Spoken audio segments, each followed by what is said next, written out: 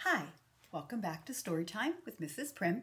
Today we're going to read the Matchbox Diary by Paul Fleischman. This is an older book. I really like it because it tells a couple of different stories. It tells the story of a connection between a great-grandfather and his granddaughter. It tells about how important a diary can be in order to keep your memories alive. And there's a little bit in here about being an immigrant. An immigrant is someone who comes to our country from far away and starts again. And in this case, he comes from Italy, which is in Europe, and he didn't speak English when he came. So we're going to read this story, and I hope you enjoy it. Here we go. The Matchbox Diary. Before we start, I want to mention that the whole story is written in dialogue, two people talking to each other. There's just two people talking, the great-grandfather and the great-granddaughter. And since it's written in dialogue, he doesn't use any of the words we normally hear with dialogue, like she said or he said. So sometimes it might be a little hard to follow who's speaking, but I bet you can do it because you're going to be listening carefully. I also want to show you this first page before we start, because this is the grandfather's house. And what an interesting house. Look at all those things in that house. All kind of interesting. Looks like he was a collector. So there's all kind of things there. Okay, we're ready. Pick whatever you like. Then I'll tell you its story. There's so many things here. You'll know when you see it. And then I'll know something about you, the great-granddaughter I've only heard about. Ah, so you like boxes, just like me. You smoke cigars? No. Me either. There's no cigars in it anyway. What's inside? Not just one story, but lots. What's in the little boxes? My diary. What's a diary? A way to remember what happened to you. Usually it's a book people write in. When I was your age, I had a lot I wanted to remember, but I couldn't read or write, so I started this. Open the first one. What is it? An olive pit. I put it in my palm and I'm right back in Italy. That's where I grew up. Lots of olive trees there. Life was hard. The other reason I saved it, no floor in our house, just dirt. No heat in winter except the fire under the cooking pot, and sometimes not enough food. When I'd tell my mother I was hungry, she'd give me an olive pit to suck on. It helped. Who's this? Ah, my father. He went to America to work. He sent money home. Lots of Italian men did. I was a baby when he left. All I remembered about him was his mustache. Once he sent pictures so we wouldn't forget him. My father never went to school. Back then, most kids had to help their parents all day. He had to get someone to write his letters home from America. When one came, we had a problem. 4 older sisters, my mother and me, and none of us could read. We had to take it to the schoolmaster. He had a son, older than me, who could read and write.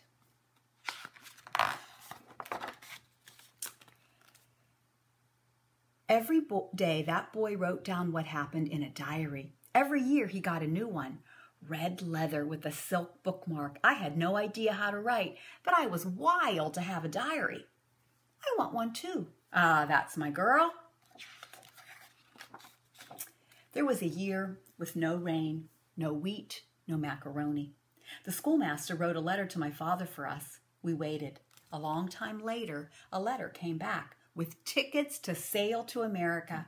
When we left, my grandmother cried in the road, "You'll eat the food there and forget your home." And look, a little piece of macaroni to remember that. We took a horse-drawn carriage to Naples. It was the first time I'd seen a car, and drinks in bottles, and the ocean. We slept 3 nights on the floor in the steamship station, waiting for our boat. That's where I found the matchboxes. I'd told my grandmother I wouldn't forget her or anything else. That's when I started this diary. Our ship left. We were in the bottom where the motion was worse. People seasick, moaning. My sisters took me up on deck. You like that hairpin? When I found it, I looked up, and high above us were rich ladies in big hats. People said there was gold lying on the ground in America. I thought my mother and sisters would look like those women soon. We were headed for Ellis Island in New York. Someone told me that men would stick button hooks in our eyes there. What's a button hook? A metal tool for cleaning up shoes before there were laces. I had nightmares about that button hook. Then we had bigger problems. A storm hit, maybe a hurricane. The boat bucked like a horse. I saw a bunch of the sailors praying together. Not good. St. Christopher is supposed to protect travelers. People threw medallions of him in the ocean, begging him to spare us. After 3 days, the water calmed. How long does it take to fly across the country? 5 hours? That trip from Italy took 19 days. I know because I put a sunflower seed shell in this box every morning. Then everyone was calling, La Statue de la Liberté. I ran up the deck. There was New York. A boat came up to ours selling food. Our neighbors on the ship bought bananas and gave my family one. I bit into it and spat it out. I didn't know you were supposed to peel it. You had never seen a banana before. How come this one's empty? I'll tell you why. We got off on Ellis Island. They didn't want to let in anybody sick, especially people with eye diseases. All morning I'd been crying because of that button hook man. When I saw him, I screamed. He grabbed me and used the handle to roll up my eyelid and look underneath.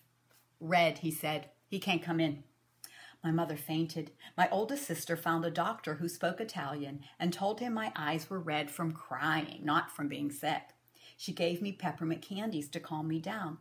Later, a new doctor checked me using his finger. That one let me pass. I put a candy in the box, but the next week, I ate it. My father met us. Everyone cried. I smelled his mustache to see if it was really him. We took a boat to New York, then a train somewhere else. The next day, we started working in the canneries, all 7 of us, cutting fish all day, always a man watching to make sure we weren't slowing down. They gave us old, falling-apart sheds to live in, as crowded as a ship. You didn't have your own room? No, sweetheart. Canning fish, sorting peaches, shelling peas, then down to the south, peeling shrimp and opening oyster shells. Wherever there was work, we moved so often I could barely remember where I was or where I'd been.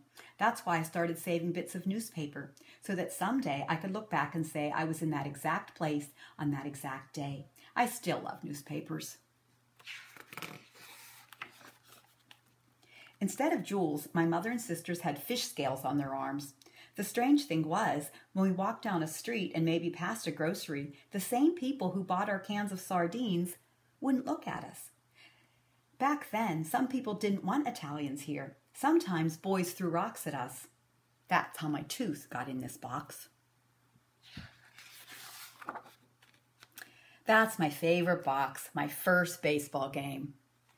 I didn't understand it, why the men were running, but I was in heaven not to be working and to sit by my father. Under the grandstands, I found more matchboxes. Then, in a clump of grass, a quarter. That meant we could go again. A quarter to go see a baseball game, imagine. To me, it seemed like one of the lumps of gold people said we'd find. I think I was 8 when we got an apartment and all rolled cigars at the kitchen table. A few years later, we switched to shelling nuts for restaurants day and night. Then my father got hired at a foundry in Pittsburgh, making railroad parts. My sister sewed in a factory. My mother told my father I should go to school. She'd seen me staring at signs and circus posters, trying to understand. Sometimes I'd draw letters with a piece of coal. She wanted me to learn and teach my sisters. Big argument, days and weeks. Who won the argument? I'll give you a hint. I went to school. It was hard. English seemed as crazy as baseball. I had to sit with the little kids. They made fun of how I talked, but I did learn to read and write. What they taught us during the day, I taught my sisters that night. Then I went to a different school where I learned typesetting, picking out the letters from their compartments. That's how things were printed before computers. I had good eyes from always looking for little things for my matchboxes. I became a printer. Did you stop the Matchbox Diary then? In a way, I never did. After 30 years of printing, I opened a bookshop. Books are like newspapers. They show where you've been. Then I bought and sold antiques, old things that people had saved for years, filled with stories, other people's diaries. I wish I could write a diary. Do you go to school yet? To kindergarten. Lucky girl, you'll be writing before you know it. Till then, I'll bet you're a good collector, like me. Ah, there she is. I think she's going to be a collector, just like her great-grandfather. The end. So that's the Matchbox Diary. I have a lot of connections to this story. My family also came from Europe, not Italy, but from Poland, and my grandmother was sent ahead with her sister because they thought America's streets were paved with gold. And then when they got here, they realized that wasn't true. And they had to work very hard. But they made a nice life for themselves eventually. And eventually they settled and had children, and their children had children. And we enjoy living here. And we also enjoy hearing about how it was in the old country. And that is what I really like about the Matchbox Diary, is this little girl learns a little bit about her great-grandfather. So the next time you have the opportunity to spend time with a grandparent or a great-grandparent or a great-aunt, or any old person really, ask them some questions about the way life used to be. And someday someone's going to ask you about the way life used to be. And one of the things they might ask about is this time we're living in today, because it's very unusual. We have our schools closed, we have limited interaction with our friends, and someday someone's going to find that interesting. So just an idea, maybe start a diary. Okay, that's it for today, the Matchbox Diary. I hope you enjoyed it. I hope you have a lovely day, and I'll see you soon. Bye.